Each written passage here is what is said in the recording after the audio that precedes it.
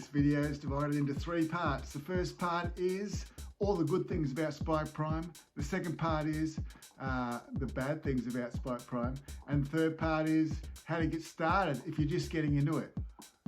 One of the best things about Spike Prime is that even if you're a beginner or an advanced student, there's something for you using Spike Prime, because you can do some very basic word block coding, or you can actually do some very advanced Python coding. So it allows for a very low and high range of students, and I've used it from down to grade 4 all the way up to year 10. Spike Prime recommends that it's sort of targeted towards grades 5 to 8, but I think a little bit younger and a little bit older still suits. Another really cool thing about Spike Prime is that it's very clever. There's a built-in gyro sensor inside the hub, and it's very accurate. So it's very good for calculating yaw, pitch and roll. But also the sensors are very clever. They're very, very reliable and accurate too. So you can use a touch sensor or force sensor. You can use an ultrasonic sensor or distance sensor. And you can also use the color sensor, which doubles as a light sensor. So the sensors are really useful and awesome and accurate. And the motors are really good too. So the motors, you can actually do very precise turns. You can even turn a number of degrees and that sort of thing. You can also start in exact positions every single time and finish in exact positions or rotations every single time. And when it comes to calculating distance, they're also really accurate, because you can tell the hub what size wheels you've got, and it works out really precisely how far it needs to travel. When it comes to Spike Prime, compared to other robotics kits that LEGO have invented, like Mindstorms, EV3 or even NXTs, the construction of robots is a lot easier and more user-friendly. So it's very aesthetically pleasing to build these beautiful, colourful robots, and all the pieces are kind of rectangular.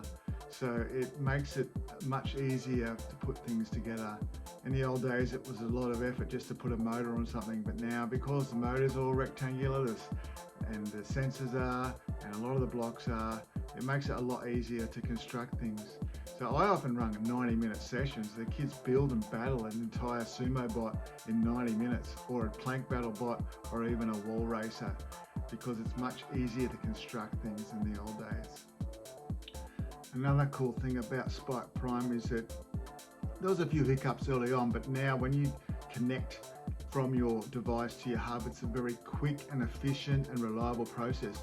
So it all happens really quickly, and you can have multiple students in the class connecting to multiple hubs via multiple devices, and it's reliable.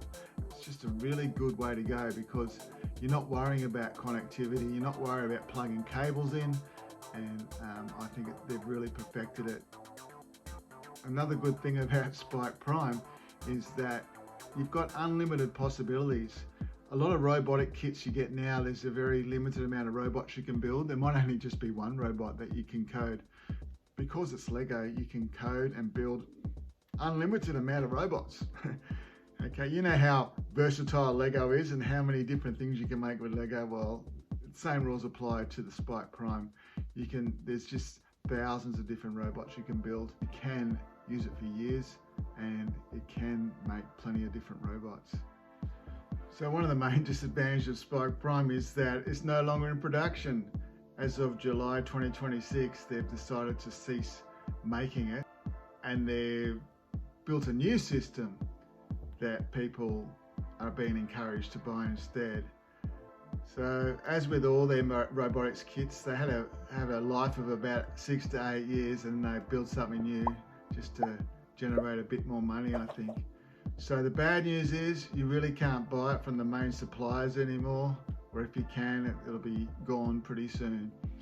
And that means that there's no longer support for your hardware. So if motors die, or if your hub has problems, you won't be able to get it replaced after July 2026 from LEGO. But there are places like Amazon and eBay where you can pick up sometimes even new hubs and motors and that sort of thing. So it's not the end of the world. Even though they stop production, it'll still be useful for a number of years. In fact, they're supporting the software until 2031, which is great. But even when the software is no longer supported, there are ways around it. So I probably wouldn't invest in it now. At this stage, I wouldn't buy it, but if you've already got it, then it can still be really useful for a number of years. The reason why I wouldn't buy it is that you're not going to get that warranty.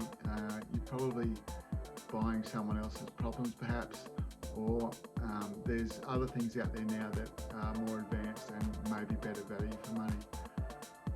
Having said that, I reckon you can get some good mileage out of it. I still use my Lego Mindstorms EV3s, and their software finished in July 2026, and they stopped production a couple of years ago, but it's still very useful to me. And as long as you've got your software running on a device and it all works, then you're set. The problem is, I guess in the future, even if people keep copies of the software, if you update your operating system, eventually it's not going to be compatible. So my strong advice is, if it's working, leave it. If you've got some devices that are dedicated for your robotics, then no need to update them if they're all working, and then you'll get many years out of it, as long as your devices last. I keep a backup copy of the computer version of the software, and you can even get that from my Robot Man website. But as far as apps for tablets go, well, they're going to disappear. Once they disappear, then you can't get them anymore unless you've got a backup of the image of your iPad somewhere. Another option is to use something completely different, some different software. Like, there's a lot of people that use Pybricks, and I think that's awesome. So there are always options. It won't be like some robots that just become completely obsolete once the software disappears. I'm sure there's ways around it. I have been in schools when I've seen a whole cupboard full of drones and they tell me I can't use these anymore because the software is no longer available. So just always have a backup of your software. If you're using tablets, back up the image of your tablet, and then you should be right. Another disadvantage with Spike Prime is they actually hardwired all the cables into the motors and into the sensors. So once they die, they die. It's very hard to open up a motor and try and fix it, even though it seems like a pretty simple construction. They've made it in such a way that it's almost impossible to repair them. While they were still in production, you could get them replaced. You can buy replacements on eBay and Amazon and that sort of thing, but it's a bit annoying and a disadvantage, I think. You can't just substitute a new cable in like you could with the NXTs and EV3s. So that's a little bit annoying, but the sensors are pretty reliable. I've been using 10 force sensors and 10 ultrasonic sensors and 10 light sensors or color sensors since the start, since they brought them out in 2020, and none of my sensors have died, but lots of my motors have died. So that's something to become aware of, not to damage those cables if you can. So don't let kids swing them around like this, but also just be careful how they attach them to the robots. I stopped using those little clips because I noticed that they were actually damaging my cables, and some motors were dying just because of those little clips. So I encourage the kids just to wrap the cables around each other gently now, rather than use those clips. The newest Lego sets don't even have cables. You got to charge every component individually, which has its own problems, I guess. The other disadvantage I think about Spike Prime is that Lego really encourages classes to do the same activity at the same time. So they want everyone in the classroom to build the same robot and follow the instructions, and they align it all to the curriculum, and that's wonderful. But I don't think it's that practical in real terms. It might be for the first couple of times you've opened up your Spike Prime and you're going for it, but after a while you'll realise that your pieces end up everywhere, and that there's no way you can keep the kits to exactly 580 pieces. Make it so everyone has access to every single piece. So in my workshops, I don't do projects where kids follow the instructions, even though they're good for like a 45-50 minute lesson. I think it's just a nightmare to suggest that every child can have access to every piece. But I like to give the kids open-ended problems.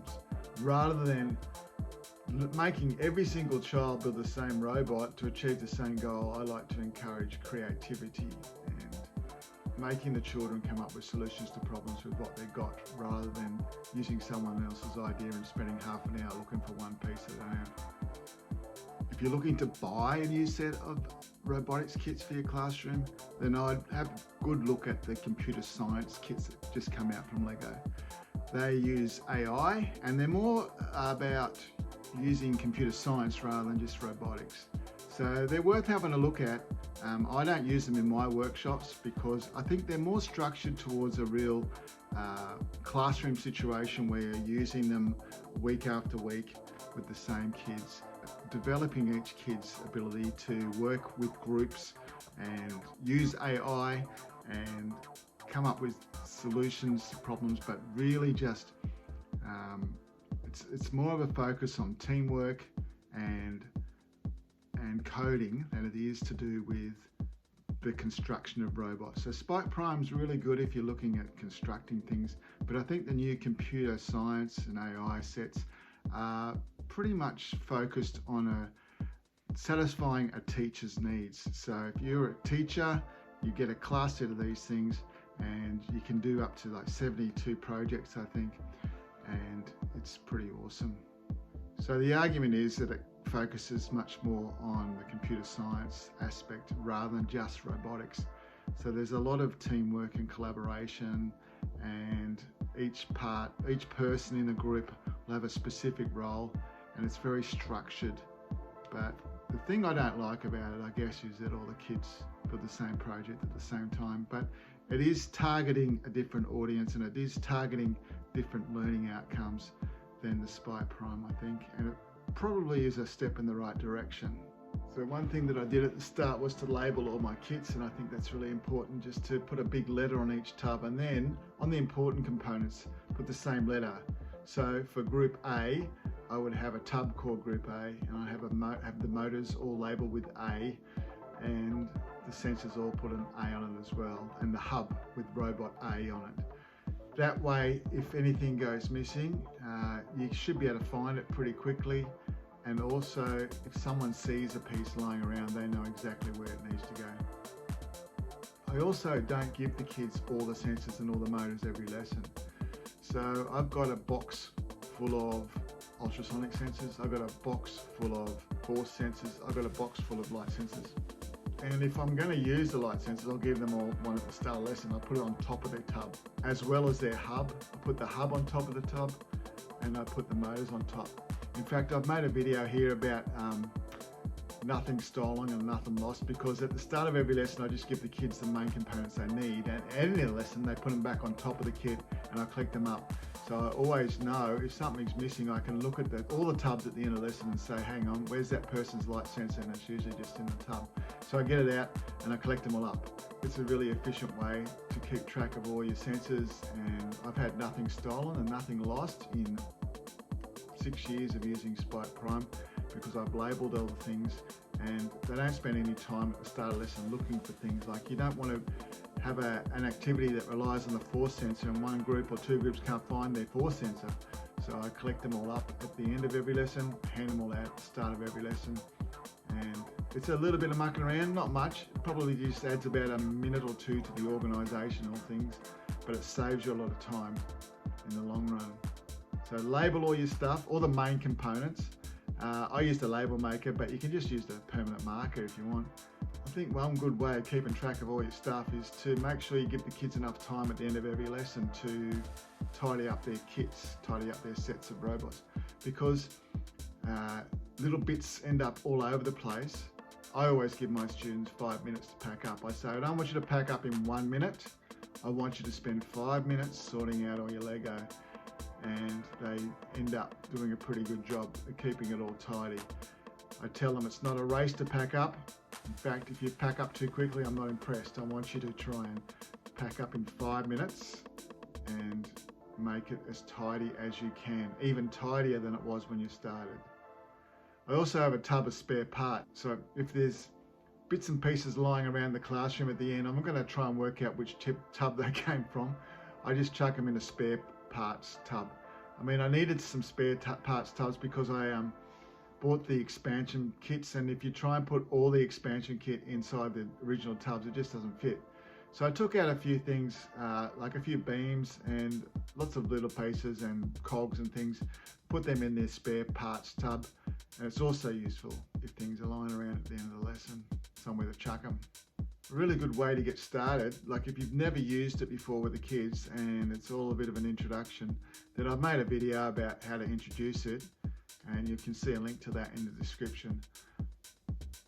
But you can also just make sure the project's not too complex. Like I do a lot of racing things. I think kids really like to race and they really like to battle. And there's lots of ways you can race and there's lots of ways you can battle. So I would just do a very simple activity like my no code racer, the video I made where you can actually just make a car that doesn't require any coding and you can still race it using the ultrasonic sensor.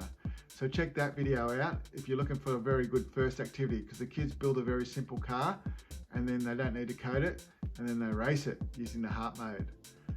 So I wouldn't go out of my way to buy and use Spike Prime sets now, but there's a lot of schools that have invested a lot of money in it, and you've probably got some sitting in your cupboard and you're wondering what to do with it. I'm hoping this video helped you. So I guess the bottom line is, if you're looking for something new, I'd go towards the computer science kits. But if you've got Spike Prime, there's still plenty of stuff you can do with them. If this video helped you, you should check out this video. It's awesome.